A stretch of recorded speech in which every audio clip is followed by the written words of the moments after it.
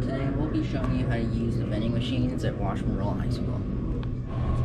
If you are using card, you tap or swipe, just like so. Once it says card approved, you press a letter and a number.